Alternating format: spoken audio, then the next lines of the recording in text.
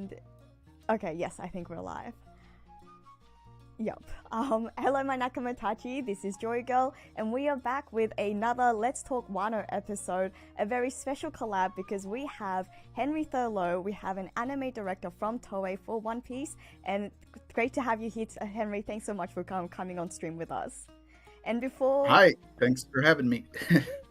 And before we get started, I just wanted to ask the chat, can we get a big round of applause and thank you for Henri? Because I know we have a lot, I know you guys are all anime watchers here, and I know you guys have all been really enjoying the anime. We talk about it a lot during our streams. So let's get a lot of fire emojis, you know, clap hands, whatever it is. Okay, let's see it up in the chat. And I know, Henri, you're just gonna have to trust me on this when I say it, because I know you don't actually have YouTube up, but you can just trust me when I say we'll be seeing the fire emojis up in the chat.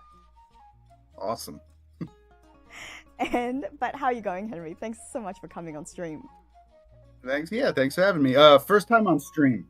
I've done podcasts, I've done lots of interviews, but stream, first time.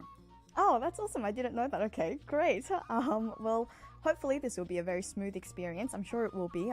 The Joy Fleet here are really nice.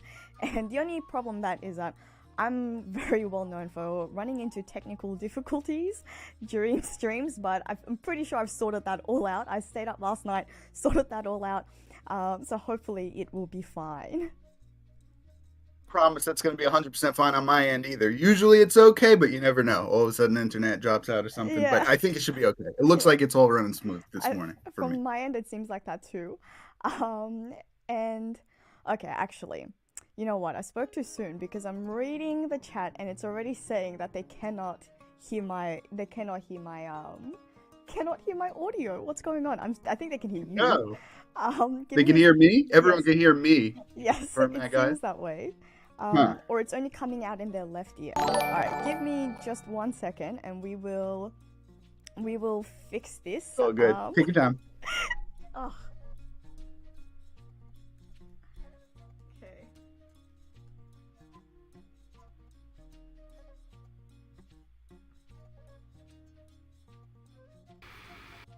Okay, how about now, guys? I can't hear you now. You can't hear me now. All right. Oh, now I can though. All of a sudden, you now can? I can. Yeah. Yeah, that should have worked. I think I tried to jazz it up too much last night. Should have just stuck to things that I know and not try to spruik things up with the technology too much, it seems like. But I think people are saying this is much better, so okay. All right. Well, first of all, thank you so much for, like I said, for coming on stream. I rewatched episode 995 last night. I know that that's one that you were mainly directing. I know that's and I know that's also not your first. I wasn't directing. Just to. I mean, maybe someday. Okay. But right. I was an animator on it. An animator. Okay. Yeah. But although the director did. He had a good idea of what he wanted for the black and white sequence at the end with Kinemon running, but we have uchiawase in Japan, which are like production meetings where you sit down and like you talk about what you're about to make, and sometimes I just nod my head because it's appropriate too, because the storyboards are super clean, and other times you have a discussion about it. This was one of the times where we had a discussion about it. So like Kinemon running down the hall and slashing and dicing, that was something we kind of talked about, like could this change from the way it looks in the storyboard. So I wasn't directing it, but at the same time I was an animator with quite a bit, I feel like, of power in that sequence, because I spoke one-on-one with the director and kind of changed things from the direction they were gonna go, and it was a big cooperative effort. So okay, awesome. All right, could you actually explain a little bit about more about that? So because that was one of the questions that I had looking at the animation. How big is the animation team? Well, first things first, I want to just mention everyone I'm not all my opinions are my own, right? All the what's the word? All like the warnings I have to say beforehand. Like you're just having me on. I'm not a representative of Toei, and so all opinions are not Toei. This is not how Toei Animation feels about the animation, the direction, the characters. If you ask me about like good filler episodes, not good filler episodes, Toei Animation has none of the opinions that I have. This is 100% just me, just Henri Thurlow, one guy. But I did happen to eventually crack into the One Piece animation team, which is where I'm working now, which is why you're having me on. But again, it's just my opinions. So the team, I don't want to go too much into the details about like exactly staff numbers and things like that for obvious reasons. Yeah. But it's a bigger team than I've ever seen in the anime industry, though. I can say that just because One Piece is there's only a handful of series even in the whole industry where it just never takes a break. It's just nonstop airing year after year after year. The Naruto franchise is another one over at Studio Pierrot producing it, but Toei has a whole lot of them actually. One Piece and the Pretty Cure series, it's just never endingly. Like you might get a week break here and there, but it's really amazing, right? Like no one in the world can almost do that. It's kind of insane. That essentially 20 to 30 minutes of animation can get produced every week permanently forever. Like that's crazy. No studio in the world can do that, and probably for good reason, because it's a crazy undertaking to try to set something like that up. But Toei is one of the studios that does have that set up, and so either there's enough of the in-house staff focusing on one episode so that it can get done totally in-house, or it's a combination of the in-house people plus people that they have on call that they've worked with for year after year, and one way or another it gets done every single week. Yeah, I mean it is truly amazing. I think you're completely right that it's just week after week, and especially just the recent episodes that we've been seeing. I've just been really hooked in the Wano, with like the whole of Wano really. I feel like we've really just seen that just the Wano episodes just become so amped up in terms of animation. It's just been an amazing journey to watch really. And I know that I heard that there were some other episodes that you were also sort of like a key animator in as well. I think it was earlier in the Wano arc. Maybe I think it was 903 between the sumo battle between Luffy and Yokozuna, and episode 913 when I think it was the Kaido Bolo Breath, and I think there was also a few more, maybe something with I think it was the Udon prison when I think it was when Luffy challenged Queen, and I was as I was sort of reading up on this, it made a lot more sense because like I told you, I watched 995 again recently, and it's not something that I personally ever really noticed or paid a lot of attention to, but I can see a lot of like styles coming in. I could see a lot of sort of like the continuity in like styles. I could see something that I really loved about episode 995 was sort of the dedication to a lot of the transitions. I love like the cutting between, for example, when it cuts between like Odin and like Odin holding up the scabbards, and then also like the face, the way whenever we look at between the cuts between the faces, I loved all of those, and it made a lot of sense when I was watching those episodes again, because there was a bit of a style or like a bit of a flavor that seemed to have continued. Yeah, you said it. You said it fine. Yeah, well, with there's some animation productions, not so much anymore, but back in the day, they used to be consistent, I think, for quality-wise with entire episodes and maybe even entire series, where the character design was just that and the types of motion was just that from start to finish. Just easy example off the top of my head, like Cowboy Bebop. There's no episode of Cowboy Bebop where all of a sudden it's a different art style, pretty obviously so, or even sequences where, animation fans nowadays, people call like wild animation and anime sakuga. That's not a complete correct usage of the word, but that's what it's become now. So sakuga fans might might be able to pick out even in Cowboy Bebop, oh, that's so and so. But generally speaking, it just looks kind of the same, which is a good thing, by the way. The production is staying consistent from start to finish. Production IG, even nowadays, might still do that, though their projects are, few and far between. They don't put out like weekly TV series kind of stuff usually.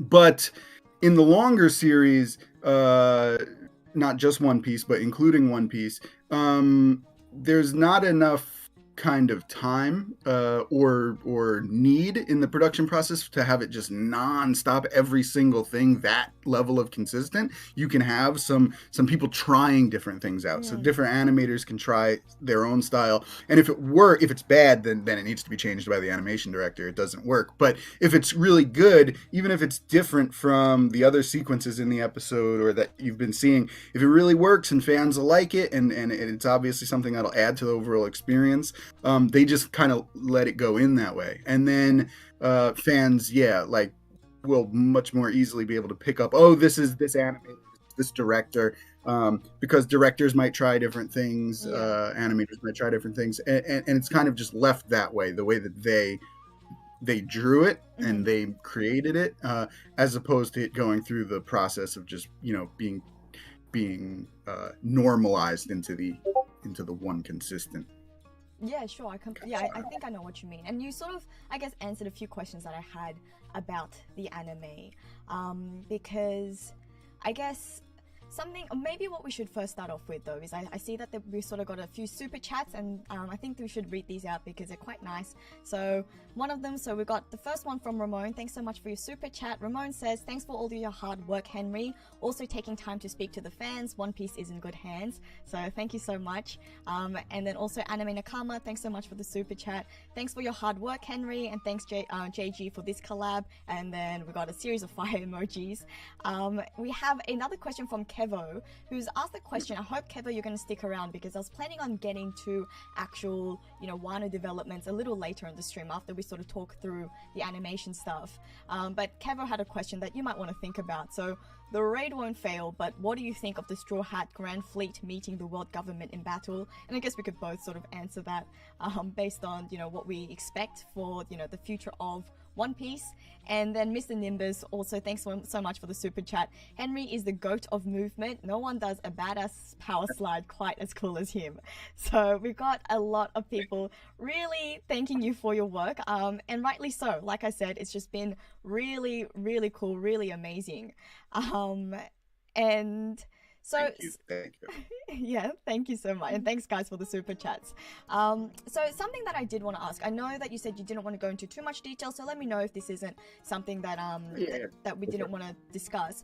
But how much sort of autonomy does what does a director have over their episode, over the episode that they're directing? And then also, this is something that you touched on, like as an animator, you said you could sort of, discuss it with the director, say, this is what I envision, I imagine you guys do the storyboarding together and then make changes there.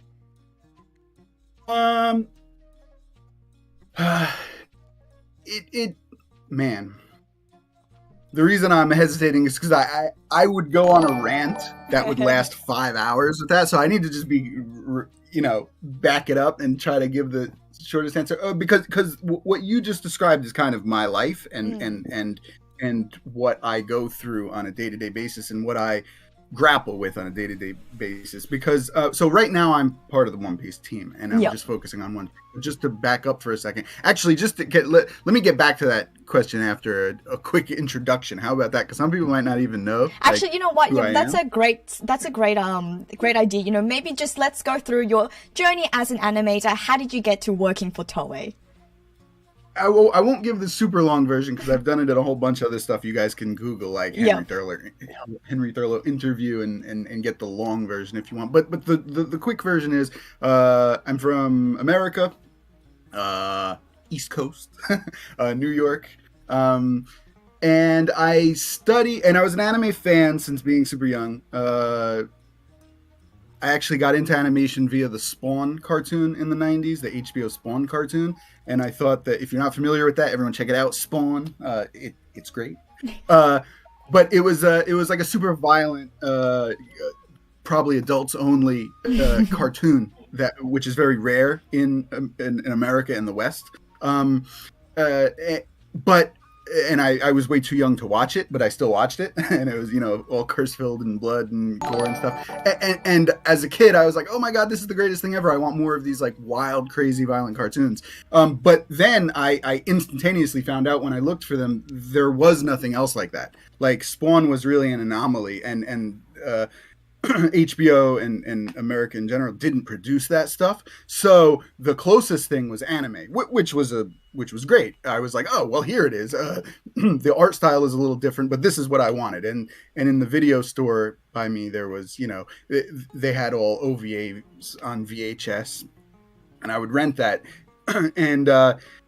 and I loved it. I was like, anime, this is the greatest thing ever. But I never thought I would move to Japan. So I got into animation and anime via that. And I knew I wanted to be an animator. I wanted to be an artist since I was forever. Like even a little kid, I would just have a sketchbook. I never wanted to be anything else. When they asked me in like first grade, what do you want to be when you grow up? I was like, I'm going to be an artist. And I never changed that answer forever. But I knew I wanted to get into animation once I, got into anime and all the VHS and stuff that I just mentioned. But I didn't know Japanese, and I was like, and the first animation that I really even got into was Spawn. So I was like, well, we can produce stuff here in America, is what I was thinking. So I'll just study animation, and then I'll get involved in some of these great projects, right? And become the animator or director in these cool series that we'll be making. And so I studied animation in the States, and got into the industry there. That's its own story in and of itself, but eventually I did crack in. I was doing freelance jobs, and I even got some good jobs in America, like especially in comparison to the general stuff that America produces. I worked on some Dora the Explorer and Go Diego Go games, and then I got I was part of Super Jail season 1. I don't know if Super Jail is even known still nowadays, but we Super have Jail some was people talking about it in the chat right now, so I think there are people familiar with your work. Yeah, super crazy. Adult Swim Cartoon Network show, and adult Super Jail was about as good, I think, as you're gonna get in America, and it was really good. I loved being on it. It was fun. The fate of Super Jail is kind of tied to my fate, because if they had jumped right into a season 2, I would have just kept going, because that was actually really fun for me. But they didn't. They eventually did get a season 2 and 3 and 4 at a different studio, but there was a few years of a gap, and so Cartoon Network didn't immediately renew it. And so I had to go look for another job. And I was realizing, like, even during Super Jail, like, this is the top. Like, now that I look around, we're not producing any Ghost in the Shell or, One Piece or Naruto or anything like that in the States. That just doesn't exist.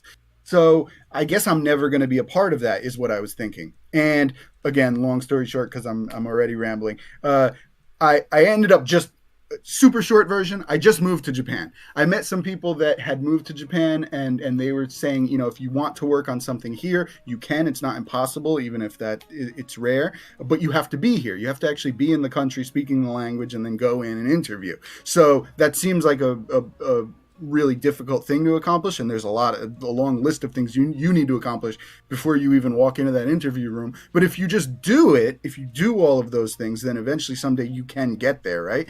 And I decided, well, my life is just going to be uninteresting projects in America with the occasional Super Jail interesting project, but it'll never be working on the Vampire Hunter D Bloodlust movies and things like that I really loved. And so I upped and moved to Japan, and then it took a few years in Japan for me to get even a slight handle on the language and culture, and was able to interview out here. And then even when I did interview, it was really, really bad interviews that didn't go well, where they said my portfolio was terrible, and lots of things. Oh no, really tough experiences. Like you got to have thick skin, because they're gonna you just move through life, especially if you're entering a competitive field, any competitive field around the world, whether it's like sports, team or the member of like really, really kind of elite art teams that are spread out across the world. Like they don't they don't say yes to many people, right? Or at least they used to. Now it's a little different with the way they use freelancers. But in any case, it was really hard. I had a whole lot of really bad interviews. But eventually, I just kept sticking with it and kept reworking my portfolio. And then I did eventually crack into the anime industry, all the way at the very, very bottom. I was an in-between animator.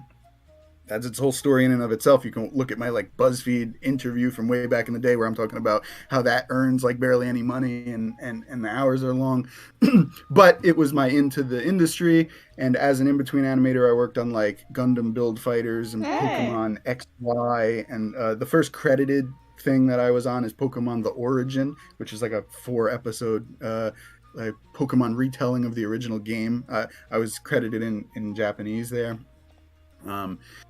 And then I moved to Studio Pierrot after that first in-between studio. And at Studio Pierrot, I worked on like Naruto Shippuden and Tokyo Ghoul, Akatsuki no Yona, Baby Step.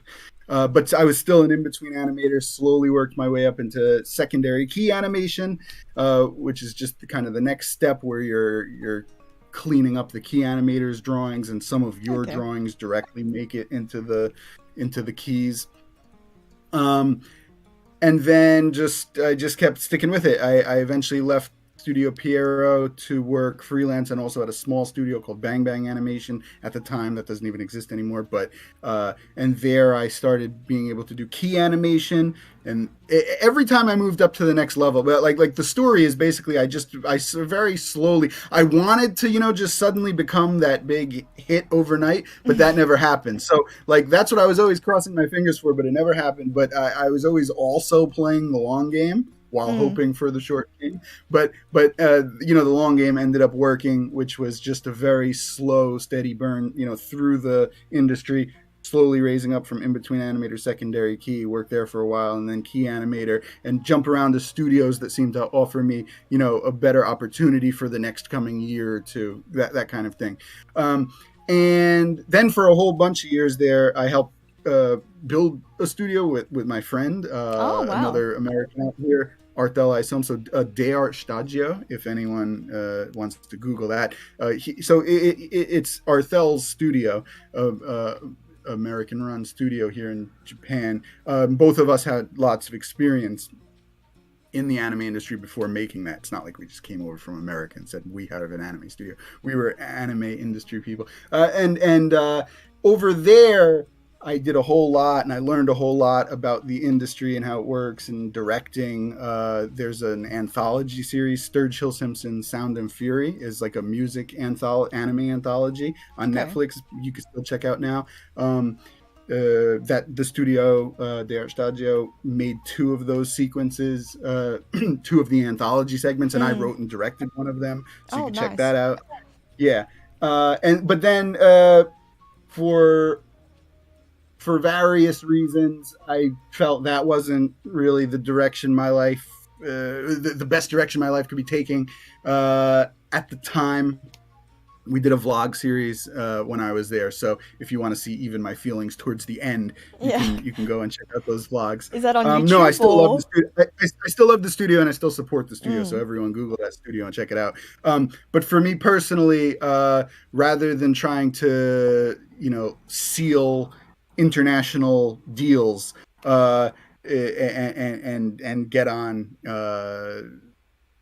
Netflix and things like that, I think my time is best spent actually being a part of a series that I'm a big fan of and just pouring in as much of my passion towards that as possible, because I've gotten to a level where I think I can finally make some kind of cool stuff. And now rather than sit around while clients pick it over, that's my issue with working kind of internationally. The international clients, not the Japanese clients, are kind of fine, but the international clients, their producers just want retakes indefinitely, and then by the end of it, your kind of flair is gone from the productions. Right. That's my concern with international productions and international producers. And so I really just wanted to kind of back up for a second and just be part of an anime series again that I really love, because I know the anime industry, for all its flaws, and there's a bunch of them, the one flaw that I don't think that they have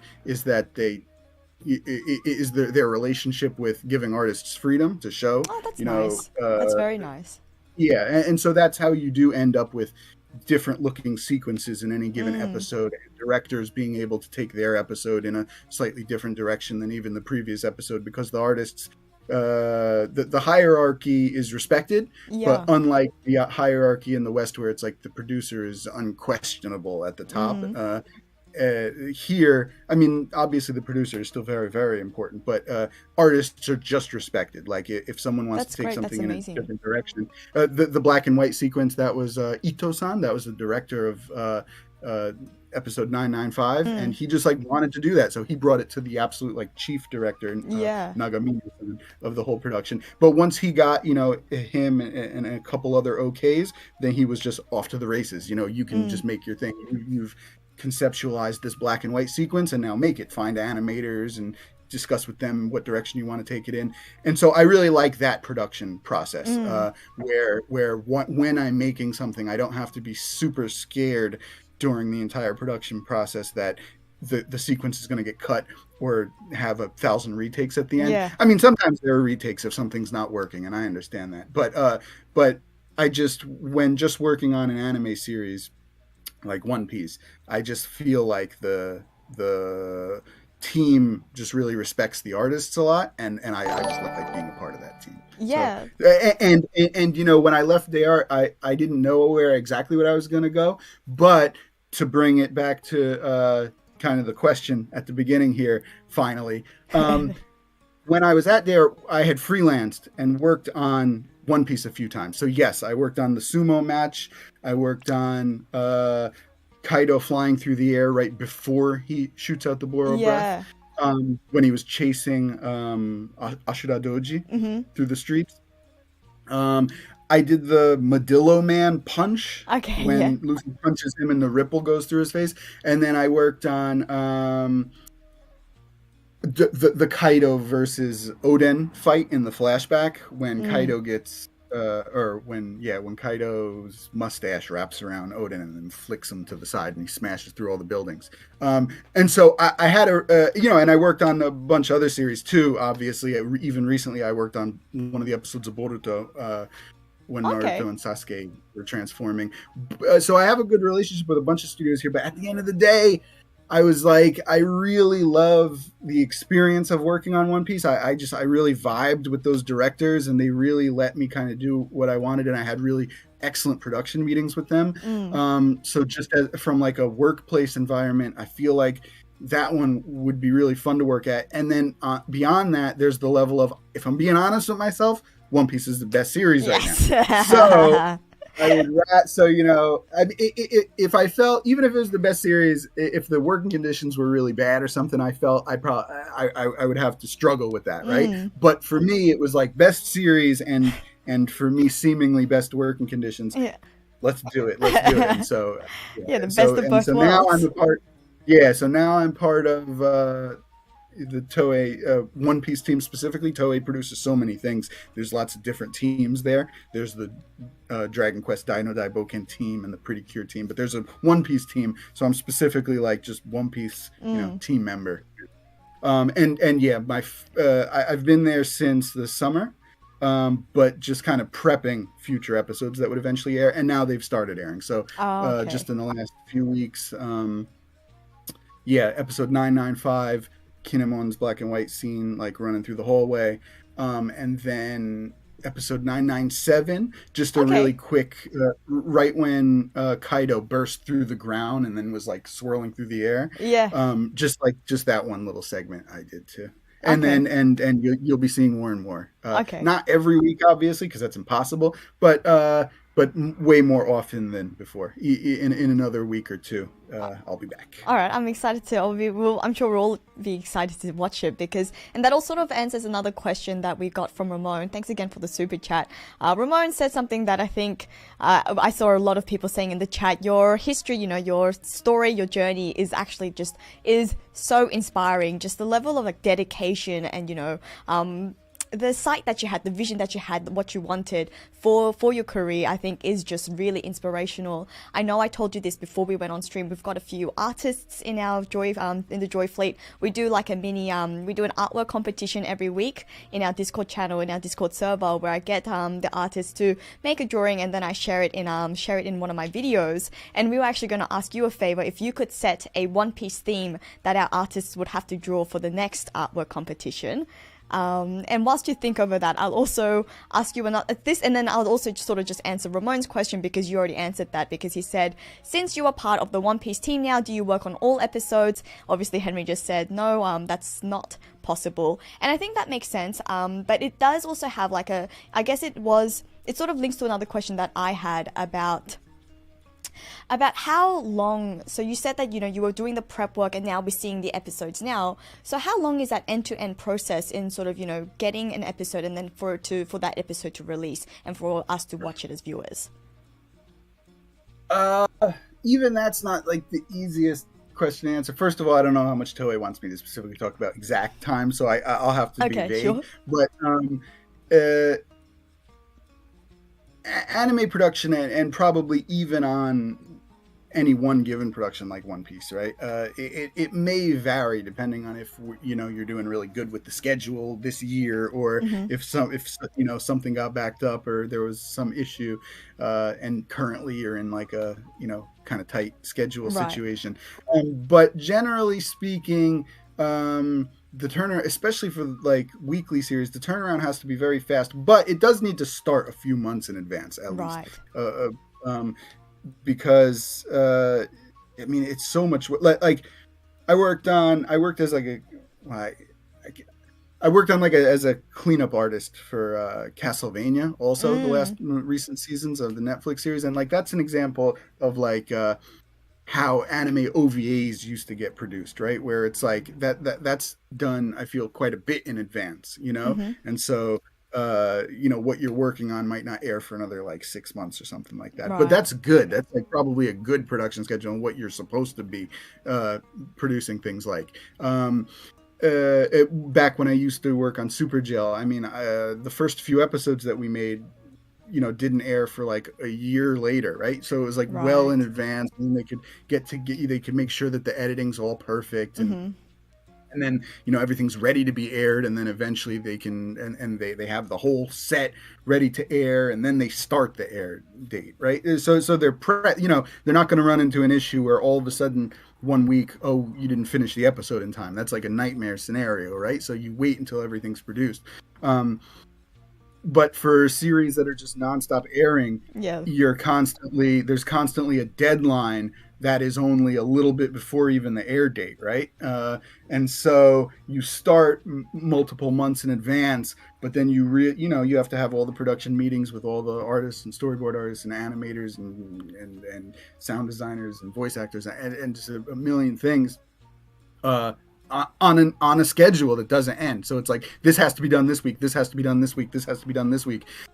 So it's miraculous that you get any good quality at all. Like, to be honest, even if the quality was like bad, like outright bad every single week, and it's like, it would still be miraculous that you managed to get that many backgrounds, that many animation sequences, all the voice actors in place and edited it incorrectly, all the special effects. It would still be miraculous that you managed to produce that amount of animation to hit the air date every single week in perpetuity. But the fact that it's even like good quality way more often than not, right? And sometimes phenomenal quality is absolutely amazing. Because even the amazingly animated things, they still happened within that same schedule, right? You just happen to maybe be lucky enough to be able to land, one of the good animators, or had a director with a vision that was able to explain it, good enough, or the schedule was moving smoothly enough so that you could do the proper amount of retakes right towards the end there. You still miraculously happen to have that free time to be able to spruce it up. So there's a variety of reasons why anything might look really good. But yeah, One Piece keeps proving that, right? Like they keep getting really really good things in there constantly, and it really is miraculous that they're able to do that. The overall production process, yeah, like a few months in advance you start, and then just things need to be done quickly, and the end result is some aspects always get backed up in any production, and people are frantically trying to work during the last couple weeks to spruce it up as much as humanly possible. I'm even doing that right now with an episode airing very soon, but I have a handful of more key frames that need to get just yeah. That sounds very intense. I mean, I know we keep saying it, but thank you for all the work that you're doing, because it does sound like it is really a hectic schedule. And I can imagine, for a long running weekly series, for Wano to be at the production level that it is, I think is just nothing short of amazing. How did you go with a theme, a One Piece theme? It can be anything One Piece related, anything you'd like to see our artists draw for this artwork competition. I know we've got Yamato waiting. It's not the super most original thing, because there are some figures out here in Japan that already play with this idea. Okay. But one character dressed up in another character's outfit. Okay. So like characters playing themselves. All right, like there's some figures. There's some figures where it's like was it Carrot like dressed up as in Chopper's outfit with like Chopper's hat? I didn't see that one. Yeah, so I think there's like someone at the studio has that figure in a box. So I know that there was also Rebecca in like her dad's like one-legged soldier kind of outfit. She's got like the big like you know like the toy soldier from Dressrosa. Yeah. But it's Rebecca dressed up as the toy soldier. I didn't see those. That's I heard that you are also a figurine collector. And what's funny? No, I'm not. I can see I saw Luffy figurines in the back. This is the only one that I had, and even that I got recently. But then since actually starting it, I want to like make my desk. Everyone has figures on their desk, so now I just want some figures. So I'm really not actually a big figure collector, although recently I've just gotten some phenomenal figures and I put them on display at work. Yeah. I mean, I'm very jealous. I mean, I'm always because I personally like to collect figurines. I don't know if you could see it in the back. I've got a few up there, and yeah, I know that obviously we get a lot later. Yeah, I got the admirals. Yep. And yeah, so I got very excited, but I didn't see those ones about the characters like cosplaying other ones. So that sounds exciting. I'm gonna have to see it. Even I'm just like I'm constantly like, what is this? Like this is such a wild series. Like there's just I can't believe the amount of products that this series has. It's crazy. Yeah. Like you've already made multiple versions of every one of your thousands of characters into figures to the point where you're like, now we need to get even more creative, and like let's have that character dress up as that character, etc. But I've only seen a few of those figures, so I think like maybe your artists could be come up with some combinations that haven't been shown yet. Yeah, all right, that's exciting. I mean, I'm gonna have to get my hand on those figures because I've got boxes of figures that are still unopened as well, but I'd like to get more. I'd like to get my hands on those. And we've got another question. We've got a question from Mr. Nimbus. Thank you so much for the super chat. What's your favorite artist or piece of art? And I'm not too sure if that's anime related, because I was actually going to ask if there are other styles of anime that you really enjoy. Just personally, doesn't have to be Toei, doesn't have to be One Piece. But then there's also a question about artists, or if you have a favorite one. Well, I wore this shirt today to not overkill it with One Piece. Okay. It already is a nonstop One Piece conversation, but so Berserk. Yes. Berserk was always the one manga I would say, for me is even above One Piece. Like if I had to pick, like, is One Piece the greatest of all time? I gotta give Berserk one step above. But unfortunately, the creator passed away, and that's the thing. But yeah, I guess I started out being more into the, like the story I told about how I got into animation. I got more into it via the like seinen stuff, like the more Yeah. adult oriented Mm-hmm. stuff, like the the samurai slices and then like the head splits off, and that those kind of OVAs and manga. Also, Shigurui is another manga that's like really really good. So yeah, I mean, I was a fan of One Piece and all the shonen stuff, Dragon Ball Z, Yu Yu Hakusho. I like the long shonen Mm. series too; they're fun. Um, uh, but they take a long time to build up. Those can get really really great and kind of overtake all the other stuff, just because you've sat with the characters for so long. But it takes a long time. The first few years of any of those series are never as good as like the first few years of a seinen series. I Right. think Shikiguri is only like 13 volumes or Mm-hmm. 13 14 volumes, something like that, and it's the whole story. And just in that short amount of time, they make like the most amazing story. I Mm. don't think shonen uh kind of long shonen battle series can get that good that fast. They can get good fast, don't get me Mm-hmm. wrong. By volume 15, One Piece was already great, but it takes a long time for it to really build up and get that many story arcs and that many character flashbacks and so yeah, to be honest, more so than just One Piece in particular, I'm inspired by a lot of those older Yeah. OVAs, and that kind of gave you everything they had Mm. in a small package, right? So in just a few episodes, or maybe even one OVA episode, they gave you everything they had, and they gave you a great experience just in that. So I'm kind of always of the mindset of, in any one given One Piece episode, or any episode of any show, or any given scene, even for that matter, you can make it amazing. Mm. Uh, like I don't buy into the argument of like, oh well,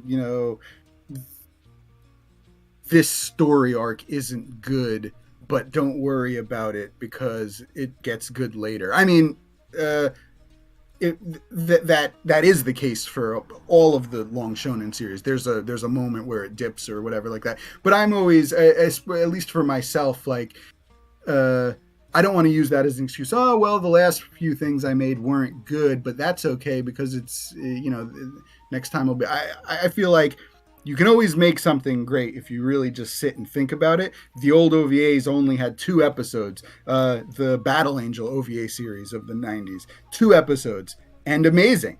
Both episodes had unbelievable sakuga and drawings and battles that stick with me to this day, and they did it in just 2 simple episodes. Mm. So let's say, for example, I was in the future at some point, if I'm given charge of a One Piece episode, that's the mindset that I would go into it with. It is possible, and it has been proven possible, that in one episode you can make memorable, amazing things. So hold yourself to that standard is my mindset. So yeah, and then also just Spawn, Mm-hmm. I mentioned earlier. So American comics. I didn't get too much into American comics, but Image Comics via Spawn, and then Top Cow with like Witchblade and the Darkness back in the day. I really Okay. enjoyed. I think I can. I think I can understand. Get a bit more of a feel for like your interest in Yeah. your style. Makes sense. I did notice the Berserk shirt earlier, and I think a few others in the chat did earlier. So I'm glad that you brought it up.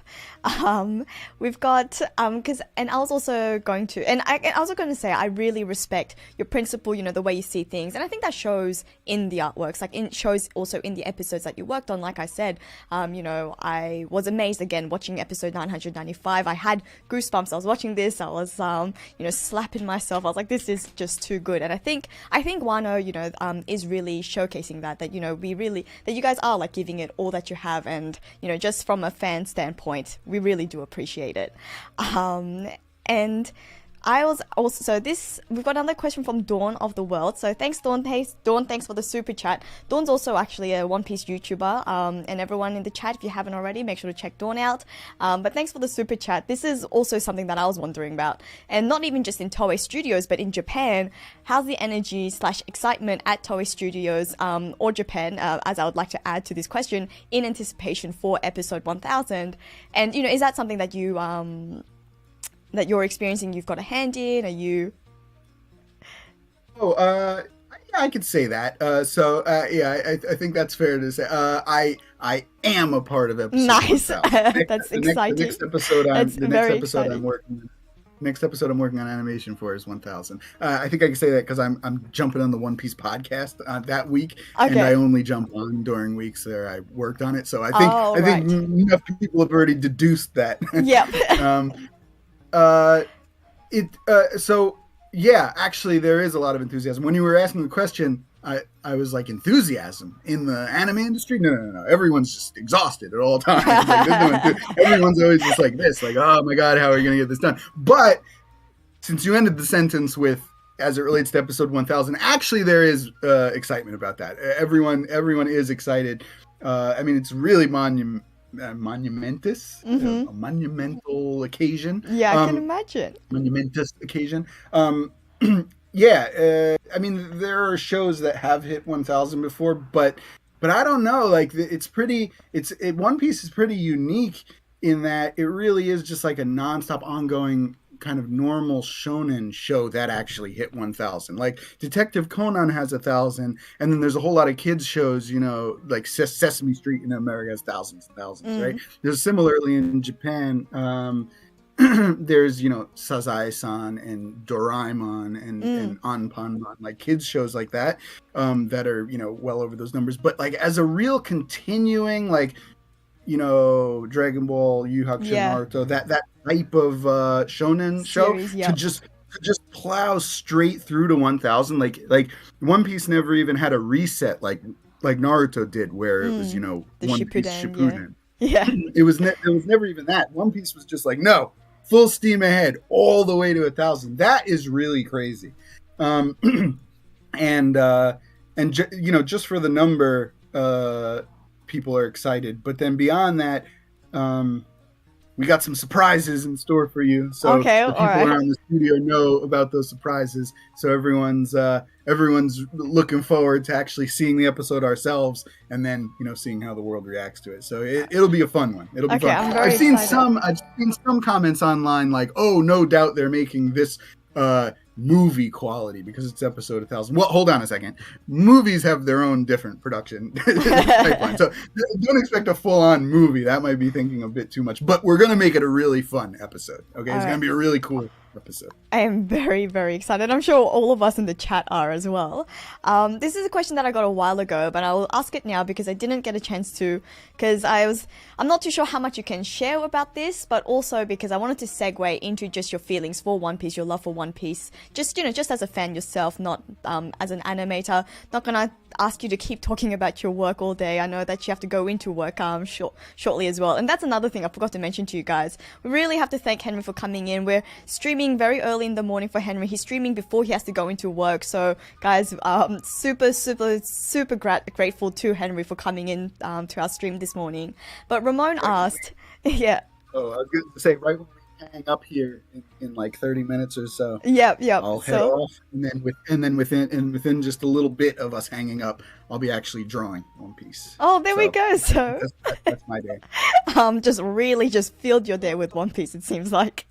And we got some love hearts in the chat, and a lot of thank yous. So really, we do appreciate you coming in with us. But we've got Ramon. Thanks again for the super chat. Does the anime team speak with Oda to discuss adaptation? Have you personally met or spoke with Oda? If not, do you think you will? And sort of, if I was, you know, just to add on to this question, because this is something that I guess we just, as to the best of our knowledge, we've heard that, you know, Oda actually gives sort of reviews, or, you know, gives the okay, or has sort of does, and there is definitely communication between the anime team and Oda into deciding like what gets animated, how it gets animated. There's obviously also things where you know, the anime team, it seems like there's quite a nice symbiotic relationship with the recent, you know, chapters where Oda sort of, you know, I guess, moves on quite quickly, doesn't, you know, draw things to the full extent, and then that actually gets extended in the anime, which I've been loving, which I've just loved seeing, like the, you know, I keep going back to it, but episode 995, you know, Kinemon running through, like the scabbards running through the hall, like that was one of those examples,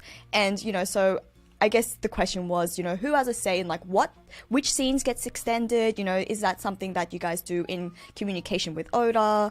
As much as you can say about this, I imagine that Yeah, I can't say much. Like Toei or Shueisha is watching right now. I guarantee. I guarantee someone is watching. Hey, hello. But so yeah, and I wouldn't want to spoil that. Of course, yeah. Fans anyway. Although there's a couple little things in there that I can answer. You asked if I ever met Oda. No, I didn't. Do I expect to though? Yes, okay. Actually, I do. I've heard that occasionally he's at completion parties for different projects and different milestones and stuff. And so at some point, as I stick with the One Piece team, I do eventually plan to meet him. Maybe we'll see.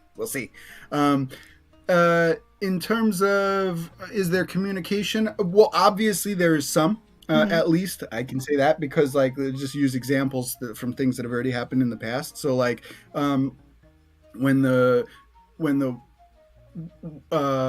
One Piece anime first introduced, I think just via the opening animation, King's character, like in the opening, his wings were white.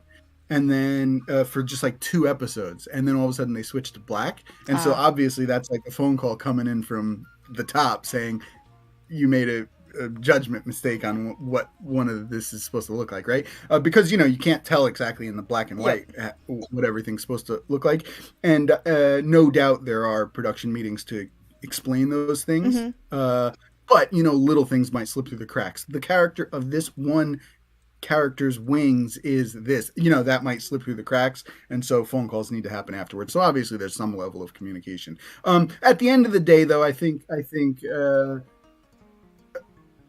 give credit to the anime directors. Right now the director of the whole anime is Nagamine-san, and give credit to him and the Enshutsu, the episode directors, for a lot of the creativity that they add to the episodes, though. Because, like I said, the black and white sequence of Kinemon running and all the scabbards running through the hallway, for example, is Ito-san's idea, as far as I'm aware. And he storyboarded the whole thing. So I think probably even Oda Sensei would when he saw that episode, he didn't know exactly the black and white scene was coming. I would assume, because that was something that one of the episode directors envisioned. So good or bad, I think you can put a lot of the weight on the episode directors and the series director. But there is certainly communication to make sure that things are all working. Yeah, sure. And I guess the question is like, are there like spoilers that you hear in advance about chapters that are coming that aren't, that haven't been released yet? I think is I know some things. Okay, all right. But we'll leave it there. We're gonna leave it there. We're gonna leave it there. I'm not gonna ask more. I can see here. I've got people asking. Do you know what the One Piece is? Do you know what things? We're not gonna ask him those questions. I think we're gonna leave it. I don't know. The things that I do know are surprisingly small. I will obviously not even hint at them. Yeah. But they are surprisingly small, and one thing I guess I could say, which is funny, all even the staff members read the chapter as they come out week to week, and you see them. Well, did you see this? I didn't know this was going to happen with Sanji. Oh my goodness! Right. So even the staff, it's not like we've had sit downs and it's like this is the direction it's going. Like we don't know. We're like so that's what we'll be animating in a year from now, right? Like that's kind of how it generally plays out. That's exciting. Okay, so we've got a few questions just, I think, asking about your, just asking your experience with anime and, just your personal interests as well. And then I'll ask you just some, just your general thoughts about Wano as well and just the Wano recent developments. But we've got Rayo, one of our mods. Thanks so much for the super chat, Rayo. Do you have a dream project that you would love to work on? And if so, what is it? Man, that's another thing that I kind of struck. So, that answer was clear during those years that I was at DR Stadio,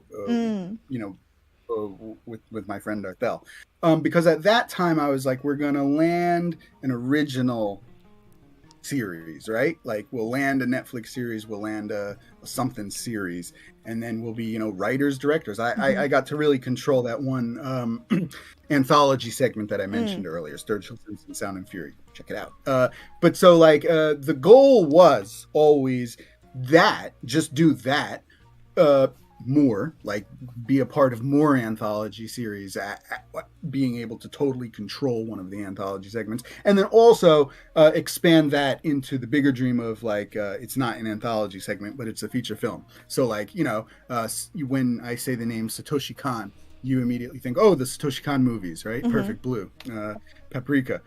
I would like the name Henri Thurlow to be kind of synonymous to something like that. Oh, Henri Thurlow, he makes these kinds of films. That's amazing.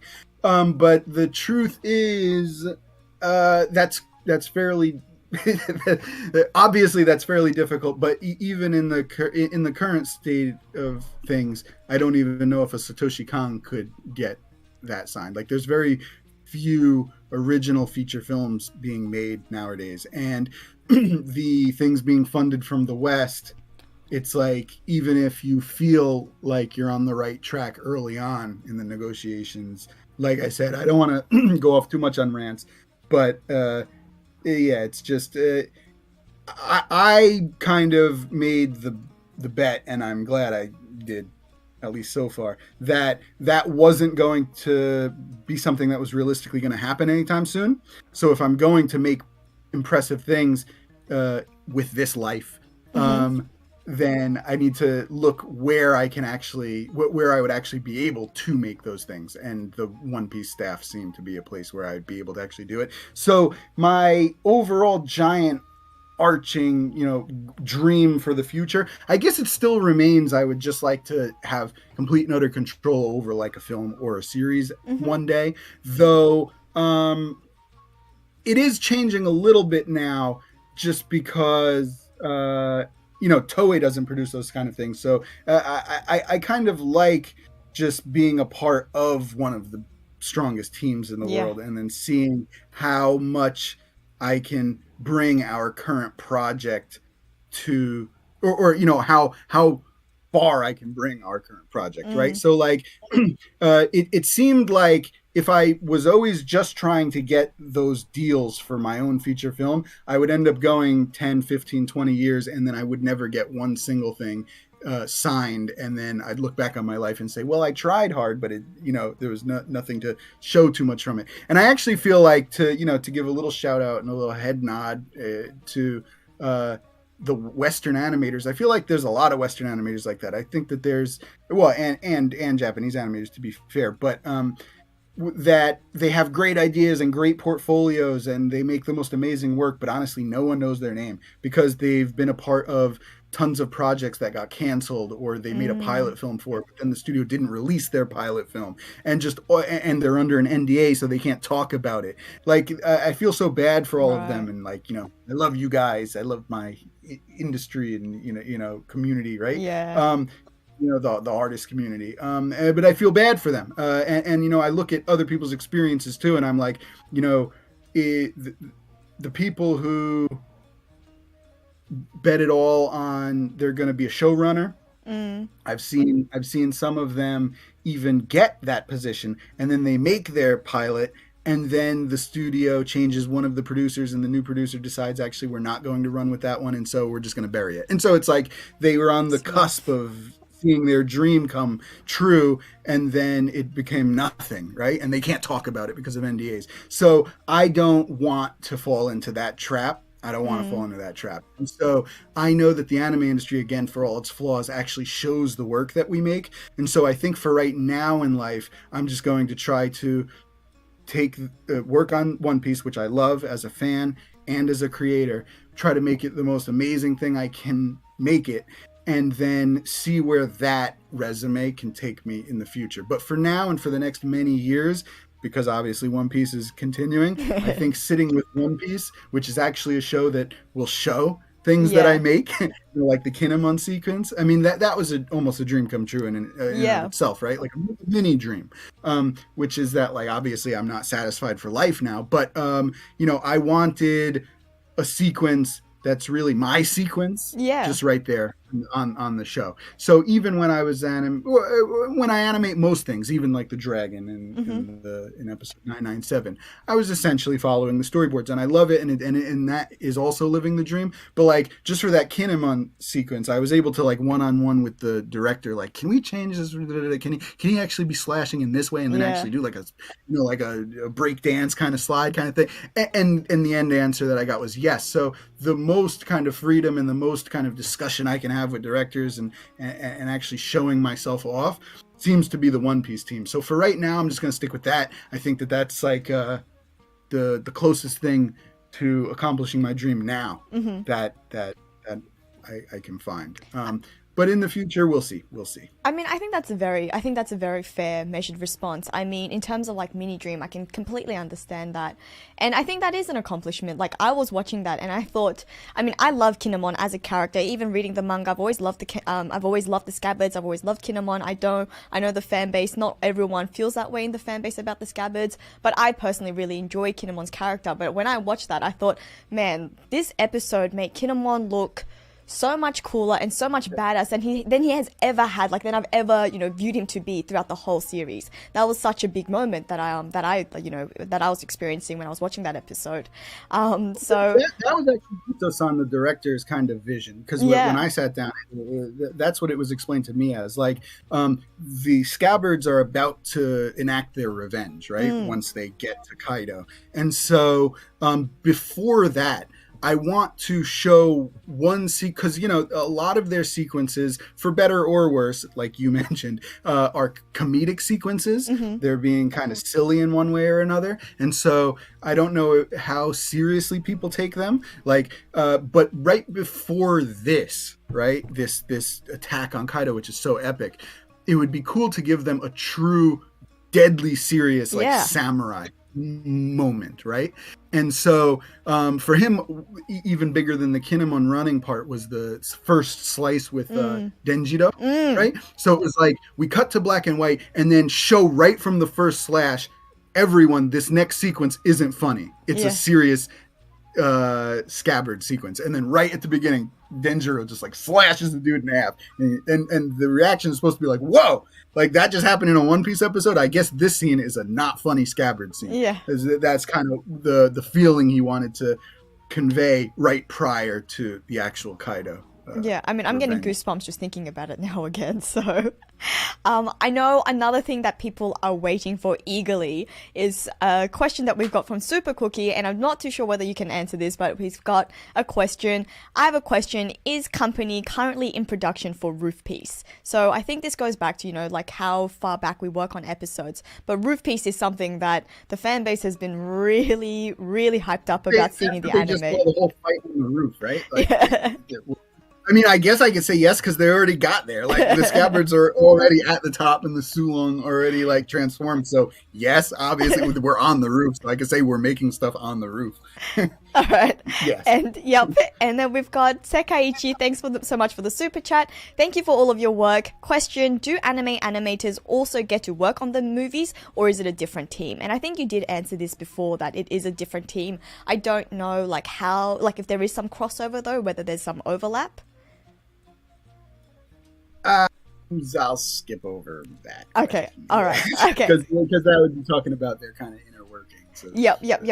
It's completely fair.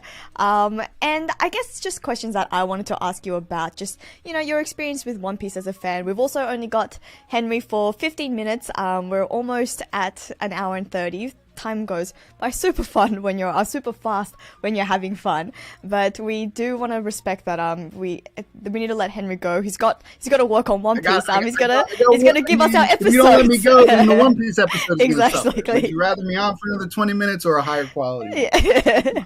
Exactly.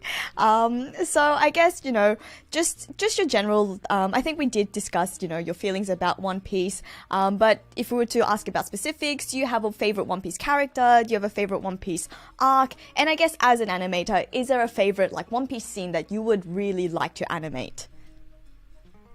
I always get asked that question, but it's One Piece move. I mean, to give us a slight critique of One Piece, almost it moves slowly, especially in recent years. I love it, and it's a great build, and it'll 100% be worth it in the end. It always is in every story arc that you get the epic finale, and then you see what everything built to. But like in the anime, we're on the roof right now fighting, right? And in the manga, like they got off the roof and like they're fighting, and some of them are still on the roof fighting. So it's like there's not so much content where I can be like, oh man, well 3 story arcs from now there's that one confrontation where I would love to be a part of that. Like they've just been fighting the last year. So to answer I guess all the questions at once, Zoro. Okay. I love Zoro. I love Zoro, and so like being a part of like the Zoro and King fight, let's say, of all the things that have happened in the last year, like that would be something I would really really love to at least touch on. Yeah. The reason I like Zoro is because I feel like he's the one type of character that I wouldn't expect One Piece to have. So what I mean is like okay. Pick your shonen series or any given series, right? Like there's usually a theme, right? So like there are certain samurai shows where it's like the theme is super badass samurai character, right? Who slashes and kills, right? And then there's others where it's like the guy transforms into a monster, right? Like Naruto, he has a giant monster inside of him that bursts out sometimes, and you think that that show is going to be the best at that thing because that's what they're betting it all on, right? And so, and art styles and things can go along with that too. So like One Piece would have the best, emotional scenes because One Piece has just shown itself to just have really great flashbacks. And One Piece would also have the best comedy scenes because, look at the silly art style in comparison to other shows. And One Piece might have the best, most creative superpowers because look at the fun, silly superpowers. But like, if there was some things like here's one thing One Piece I don't think has the best of, and it's not a critique of One Piece. I love the Grappler Baki series. Long before the recent anime series. Like when I even came to Japan, I read the manga right in Japanese. That was even part of like studying Japanese, reading the Grappler Baki, the whole manga series, and like.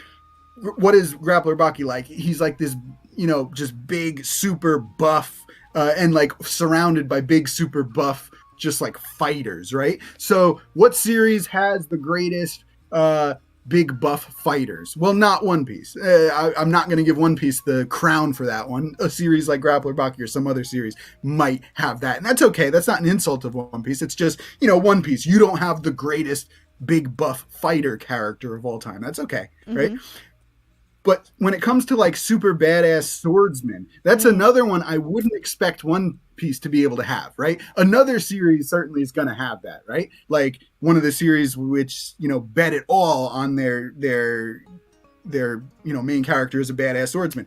And yet One Piece kind of has it. It's like Zoro doesn't have too many amazing flashy scenes, but when he does, they're like the greatest flashy swordsman scenes ever. Like I'll never live down the end of Thriller Bark when it was him one-on-one with Kuma. Like that is such a bad, like that's a scene where I'm like, oh, all of you other shows should be so embarrassed right now because like this show One Piece, which is like has goofy character designs and silly superpowers, it just had the most badass bloody swordsman scene ever. Like all of you guys are bloody swordsman anime, like Bleach. Come on, like all of your guys are badass swordsmen who are always posing in cool ways. And One Piece, this series that should not beat you at that, just beat you at that. Yes. Like now One Piece has the best badass swordsman. Unbelievable. So like that One Piece could make even the most badass swordsman character is just amazing to me. Like I would expect some of the other fun characters, but I wouldn't expect them to win when it came to badass swordsmen. But they are with Zoro, I feel. And so I just there's something about him that I really respected, and I'm always amazed that he's even like in the show, and he adds so much to it, I think. I completely agree. That's exactly how I feel about Zoro in One Piece. That, you know, One Piece, like you say, is not. It's a story about pirates. It's a, you know, in a lot of ways, it's goofy. You know, it plays up its comedy, like the comedic side of it a lot more. And then you have in Zoro just this epitome of a badass swordsman, and it's just done so well, so well. And we've got everyone in the chat just completely agree with you. You know, we've got Balfridge saying truer words have never been spoken. And I know that, you know, obviously Zoro is a super popular in character in One Piece. You know, there's not many times that he's been dethroned from his position just coming after Luffy in the polls that comes out about, you know, One Piece favorite characters. Yeah. And so I agree. I think you hit the nail like completely on the mark when you say, you know, in your explanation of why you like Zoro. He's a great character. Super excited for what's gonna happen. You know, I'm sure as we discussed, you know, the manga chapters. It seems like I love the exchange between Sanji and Zoro in the latest chapter. I imagine that you're caught up, and yeah. That was a good one. Yeah, and the relationship between the two is just amazing as well. And I guess just before we end, are there expectations that you have that you're expecting to see whether, you know, where Wano will end up, what we're going to see in the future? Just as a fan, is theorizing something you enjoy doing? As a fan, before it happens, the one prediction I always had, so I'll say this, but because I don't know, I don't know, and I'm probably wrong. My prediction was always, and I thought this was going to happen when Luffy lost, or, you know, became unconscious and fell into the ocean. I thought he wasn't going to be able to get back up there, but then, but I've always been thinking when eventually this Onigashima falls to the ground. I think that's the moment where Luffy awakens, and then everything becomes rubber, and it doesn't crush anything; it bounces and doesn't kill anyone.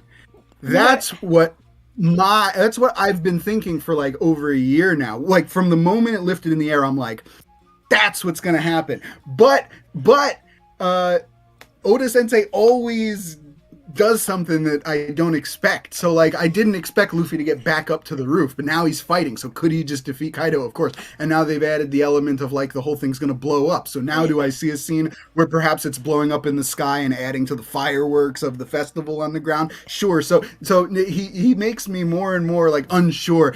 And I was also sure certain characters weren't going to come back, and certain characters were already kind of dead. Right. And they weren't. And other characters I thought were going to have more flashy moments, and then they didn't. They faded out fairly quick. So like in any and every way, I'm always surprised at the direction that it's taken. So this has been my prediction, so I'll stick with it. But I become more and more doubtful about it, I guess, just because of what we've Oda seen. Sensei just nonstop just changes.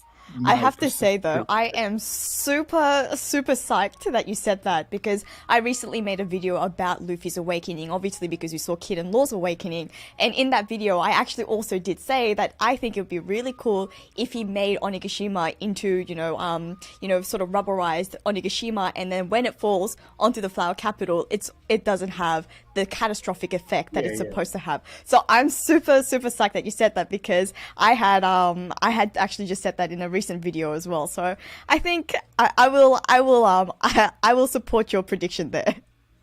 I need to get more info though on awakenings now, because when Don Flamingo explained it, my understanding was everything around you becomes your power, right? Because that's what he said, like essentially, right? Like not only am I in control of string, but literally anything I want to become string or thread is thread, right?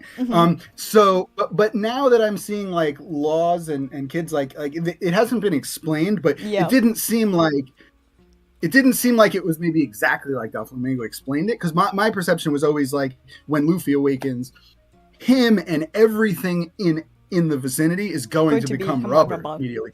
But so if awakenings don't exactly work that way, and they're kind of specific per character, then who knows? Then who knows what Luffy's awakening would be? But if it is like what Don Flamingo said, I mean, what use would you have for the world around you becoming rubber, if not to prevent big things from crashing into each other, right? Like, so it seems like it's set up for that.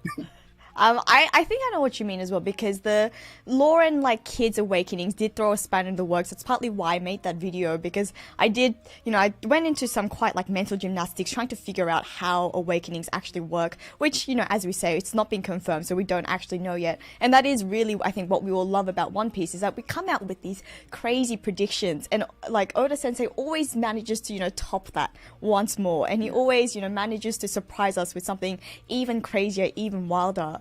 And it's just, I don't know, it just makes it so much fun. I think that's why, theorizing, even when we get it wrong, which is most of the times, it's just so great, because it always throws in a wild one. But okay, so we are almost out of time. We did promise to let you go by the 1.5 hour mark. I did just, sorry, what was that? You can give me like another question. I mean, there's still like 4 or 5 minutes. Like, you can give me like one more. You wrap it up, like if you have a final question or thing you want to talk about that. Yeah, okay, for sure. Okay, then, well then, I guess, I'm not too sure how much you like theorizing, but I did see this question before, and that's not about, what you know, but just so much, something that you, I guess, as a fan enjoy. Is there something that you have a prediction about what you think the One Piece will be, or do you prefer not to theorize on those things, and are you someone that likes to just stick it out and just get surprised by what happens?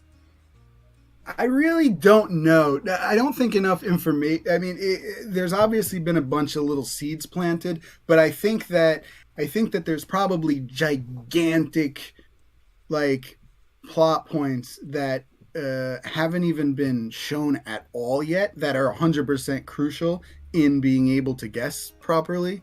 So, like, obviously they're gonna have a flashback at some point that shows exactly what the Rocks pirates were and why they were all taken down. I have a theory. Well, who knows? It could be the exact opposite. But I have a theory that their leader is Zebek. Is that the guy's name? Yeah, Zebek. Yep. Zebek. I have a theory that maybe he's like a really good guy. And like because like who's a really good guy or something like that, and he had to go do it, and then all of the crew members from that became giant pirates. So like and when we get that flashback eventually, we'll probably see why Big Mom and Kaido even turned so evil, because if the Rocks pirates weren't an evil group and they were decent back then maybe their good leader getting killed inspired them to just turn absolutely furious against the world.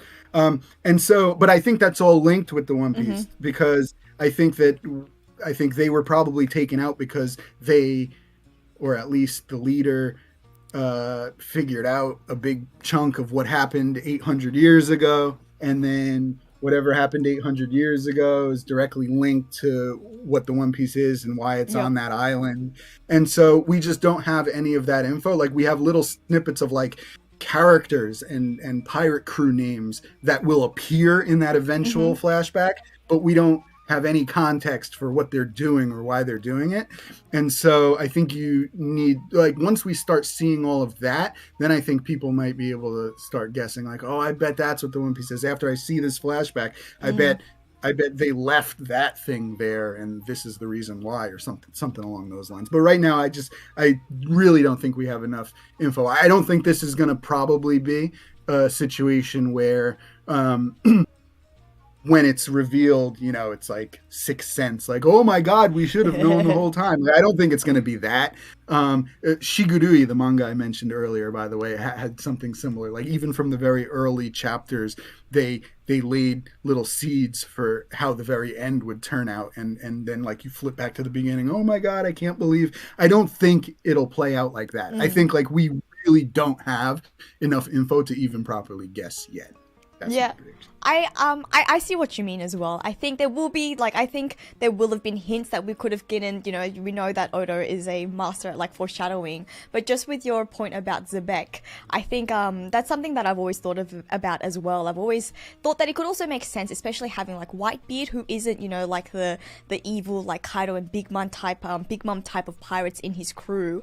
And I think it's something that I think it will also be linked to the One Piece, as you say as well, because we know that when Roger arrived at Laugh Tale, that he laughed, that his response was to laugh. But we also know some of the first things that we found out about Laugh Tale, about finding about when they reached One Piece, was that when Rayleigh said that you might have a different answer. He said that to the Straw Hats, you guys might have a different answer when you reach Laugh Tale. And I think that could be actually what Zebek had. Zebek, instead of Roger, who just laughed at what he found, he scowled, he frowned, and he was very unhappy with what he found, and then maybe spurred him into a path of evil or something like that.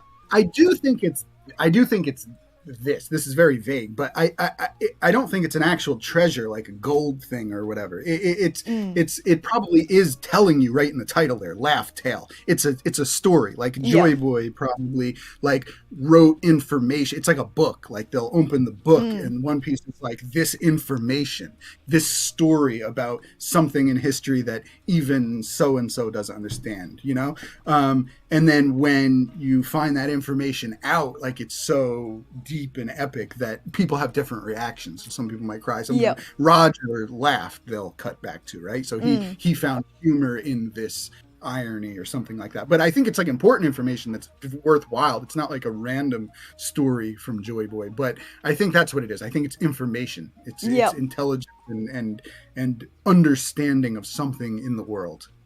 That's only available here if you read this thing on this island, something like that. Yeah, I'd have to largely agree with you. I've always thought of it, maybe it could be a funny song, or maybe Joy Boy's journey, told in a funny story, within a song or something like that. Because it's funny, right? Because when you talk to fans who aren't One Piece, when you talk to people who aren't One Piece fans but know sort of the series, they always pronounce Luffy as Luffy, and I think maybe, at the beginning we thought that, it's, that is just a funny mistake that people don't understand. But after we find out that, it's actually Laugh Tale, which for a lot of, years, we thought it was a Raft Tale, I think could be a bit telling, so I think it's linked to the idea of being funny, of it being joyful, the idea of laughter, very common, it's a huge motif within the series. So I think I'd really agree with you there.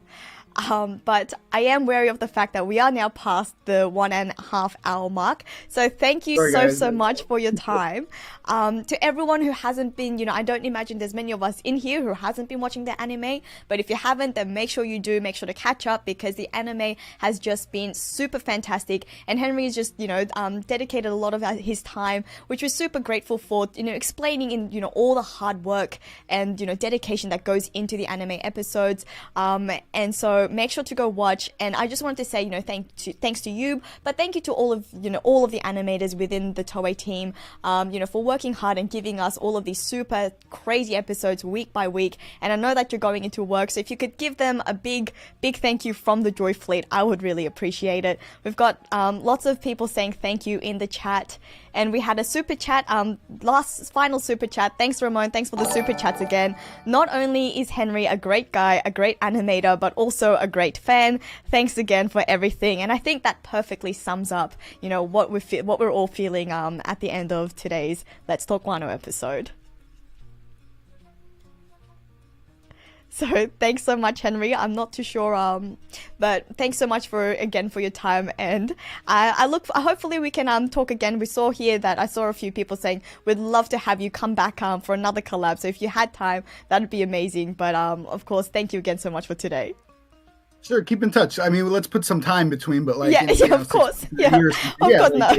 I need you next week. Yeah, no. But yeah, no, I'm down. Yeah, it was fun. Yeah. Cool. All right. Well, thanks so much. Have a great day, and yeah, thanks for going to go animate One Piece again. All right.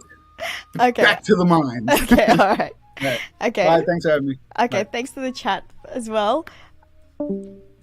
Okay, so I think, alright, so I think we did keep Henri there for a little longer, so we've got Henri gone, but I'm still here. But I just want to thank you guys as well. Thanks so much for coming to the stream. I hope you guys had fun. I know I did. I know I tried to fix the audio part way. I'm not too sure how that worked out, but thank you guys so much. I really enjoyed today's stream. I hope you guys did too. Let me just make sure that everything's going on nice and smoothly. I'm not too sure what's happening on the stream side of things now.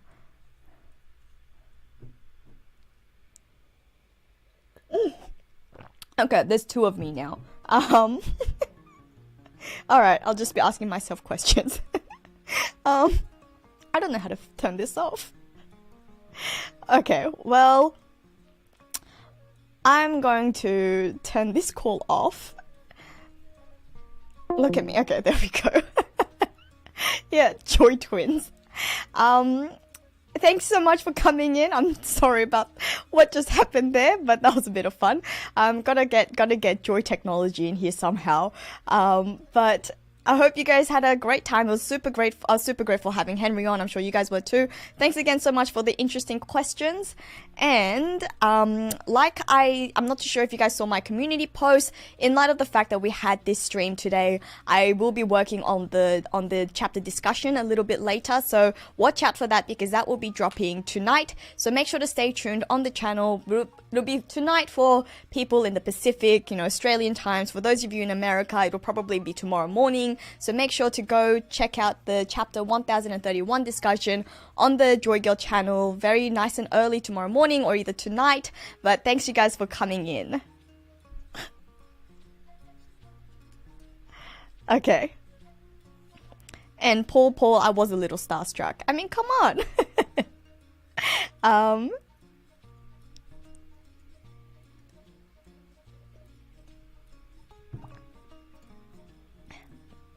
Yep, so Oh, thank you so much, Mr. Nimbus. Thanks so much for the super chat. I'm not too sure how... Okay, so you guys will have to give me a bit of feedback. How did the audio work? Because this is the first time that I tried a bit of a different audio system for a stream collab, for a collab stream, because I wanted to make sure that we had it nice and ready. So I did work on it last night, and I heard that at the beginning there was a few problems. I tried to try to control the echo, but could you guys hear everything? Could you hear it when, we got a super chat? Could you hear, how was the audio? Maybe I'll just ask a few questions before we wrap it up.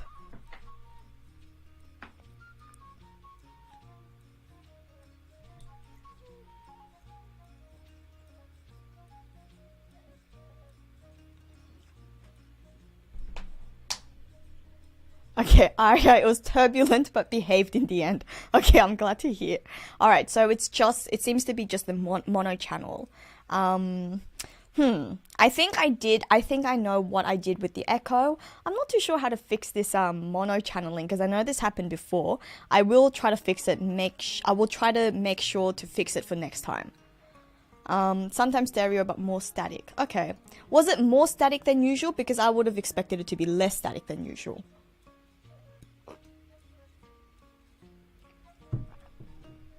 And Luffy is good. He sounded good, but I don't, if that helps. Okay, that's fine. Henri was our special collab, so I'm glad that he was sounded good at least.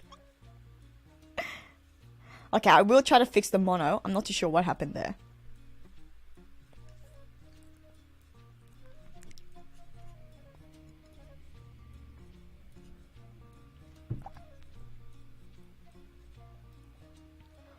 And bar fridge static was fine. Stream just stuttered visually at times, but I think it was due to Henri's hardware. Maybe it was the bandwidth. I know that I cleared everything. I cleared all the caches. I rebooted my Wi-Fi this morning, so I wanted to make sure that we weren't going to be running into technical difficulties. But of course, it is the JoyGirl channel, so well, what can you expect? Okay, I'm glad that it wasn't huge problems though. We didn't have like we've had plenty worse, I guess, is all that I can say. But okay.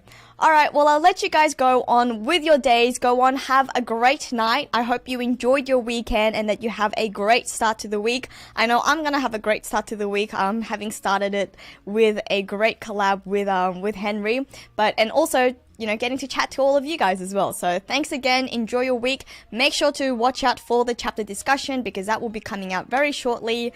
And yes, Ray, exactly. At least the laptop didn't die. But have a great night or a great morning, and I will see you again soon. And thanks, Mr. Nimbus. Thanks so much for sharing that. So it's Dart Shaijo. So that's the studio that Henri helped set up, because I was going to ask him afterwards. But thanks so much for sharing that. I'll just confirm with him, and then make sure to check out all of his other work. So, you know, make sure to keep watching the anime. They have been really great. And, you know, guys, I think I can really say that I will never complain about the anime ever again, knowing just how much work goes into all of it. But I will see you guys again soon. I've said that 3 times now. All right, bye.